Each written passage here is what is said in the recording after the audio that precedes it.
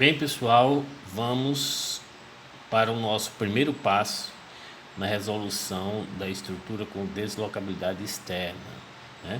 Eu dei uma limpada nela e vamos analisar ela da seguinte forma. Pronto.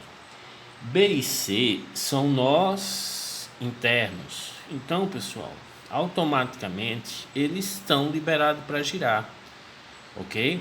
E nesse processo de determinar o sistema de referência, eu vou travar a estrutura, obrigatoriamente B e C terão que ter chapas. Então vou tacar uma chapa aqui, ó, ok, e vou tacar uma chapa aqui, beleza? Então automaticamente meu sistema de referência terá essas duas chapas, uma chapa em B, uma chapa em C, que são nós internos.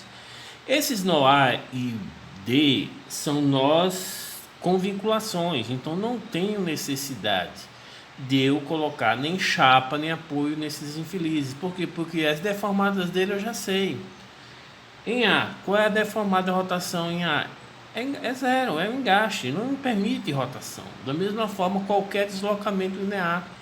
E B e D do mesmo jeito. Mas note que, como a gente falou na aula anterior, existe a possibilidade de se deslocar ou para a esquerda ou para a direita, dependendo do carregamento. Então esse deslocamento, pessoal, eu tenho que travar. Por que eu tenho que travar? Porque se eu não travar, eu vou ter dificuldade em achar rigidez com esses dois sistemas, ou seja, essas duas chapas. Ou seja, eu não vou poder me reportar para aquela tabelinha lá dos esforços, se lembra? Da Ingrid deitada no caixão, e eu chego e pergunto: Ingrid, qual é a rigidez do elemento de barra para ter uma rotação unitária? Ela se levanta, tira o algodãozinho. Então, esse travamento nada mais é eu poder me reportar para aquela tabela. Nós vamos fazer um exercício aonde eu não vou trabalhar com o sistema de referência completo, ele vai ficar incompleto. Mas mesmo assim, nós conseguimos achar a rigidez dessa estrutura. Se lembra aqueles exercícios que eu passei na primeira aula? Vocês já tentaram resolver? Note que ali eu tenho estruturas com apenas um sistema de referência, uma seta 1 apontando para baixo, uma seta 1 apontando para cima, um momento atuando em um outro momento atuando em 2. Então aqueles exercícios, ele é muito importante, tá entendendo? Eu vou ver se consigo fazer uma aula resolvendo um exercício daquele, para vocês perceberem como é fácil, mesmo a gente trabalhando com um sistema que não seja o suficiente para a gente se reportar aquela tabela, você consegue determinar a rigidez, mas é muito trabalhoso.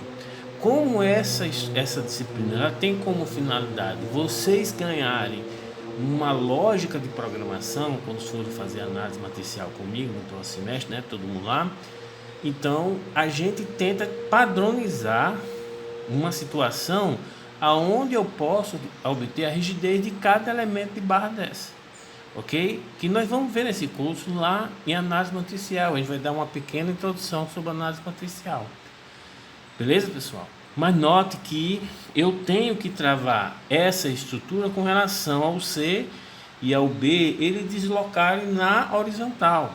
Percebam também que eles não podem deslocar linearmente na vertical. Por quê? Porque para C subir, ó, ele vai ter que tracionar essa barra CD. Para C descer, ele vai ter que comprimir essa barra CD. E nós não estamos levando em consideração os esforços normais. Esses esforços normais têm uma rigidez muito grande, então praticamente é zero. Então, pessoal, não vou ficar preocupado nem com o C nem com o D com relação ao deslocamento vertical, mas sim que horizontal. Então eu vou ter que colocar um apoio. Olha surgindo os apoios agora. Perceba que no último exercício nós não travamos a estrutura com esses apoios. Por isso que ela se chama com apenas deslocabilidade interna. Você só vai ter rotação, ok? Agora, quando eu coloco um apoio, é porque ela tem a possibilidade de deslocar linearmente, né? Se existisse a possibilidade de C subir, eu teria que colocar um apoio também aqui, né? que é o caso que a gente vai levar em consideração quando eu estiver considerando os esforços normais. Vai ter um exercício que eu vou considerando os esforços normais, né? Por que, professor, a gente não leva em consideração os esforços normais? Pessoal, por quê? Porque se eu for travar essa estrutura como mando figurino, ou seja, colocar uma chapa, um apoio na horizontal, um apoio na vertical, uma chapa, um apoio horizontal, um apoio na vertical, nós vamos deixar de trabalhar com a matriz aqui, ó, 3x3, para trabalhar com a matriz 6x6. Antigamente, pessoal, a gente não tinha condições de resolver esse sistema, não. A gente não tinha calculadora. A gente não tinha nada. O máximo que a gente tinha era a regra de cálculo. Então, existiam os métodos grafostáticos que você resolvia agora esqueci o nome, mesmo daquela mesa que a gente desenha, na prancheta. Que a gente resolvia na prancheta e a regra de cálculo somente, e ábacos e tudo. Então, essa metodologia continua até hoje, que eu acho até um certo ponto, assim... mas isso vocês, quando forem fazer, levando em consideração os esforços normais, aí sim, realmente, a gente vai resolver uma estrutura realmente como ela se comporta, ok? Então, eu coloco aqui, ó, uma chapa para evitar as rotações e um apoio. Com isso, eu vou poder utilizar aquela tabelinha, ok? Então, o próximo passo vai ser o quê? Enumerar esses elementos. Então, a gente sempre ficou, vamos enumerar da esquerda para a direita, de baixo para cima. Então, isso aqui vai ficar a chapa 1. Primeiro a gente enumera a chapa. Aqui vai ficar o que? A chapa 2. E aqui vai ficar o que? A chapa 3. Beleza? Quando eu defino a enumeração desses elementos para travar a estrutura, eu estou já criando um vetor das incógnitas, que agora vão ter 3 elementos.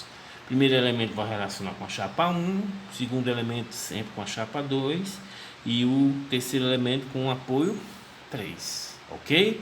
Então, quais são as incógnitas deste vetor das incógnitas?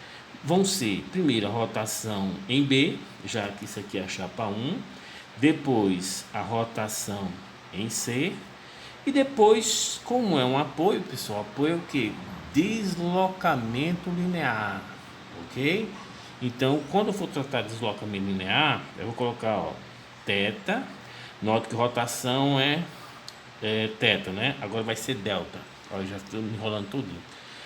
Rotação é θ. Deslocamento linear é delta.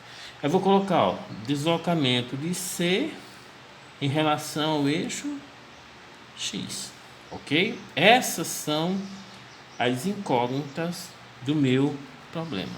Vai alterar alguma coisa? Com relação ao exercício anterior, sim. Porque perceba, pessoal, como no exercício anterior só tinha chapa, se lembra de chapa?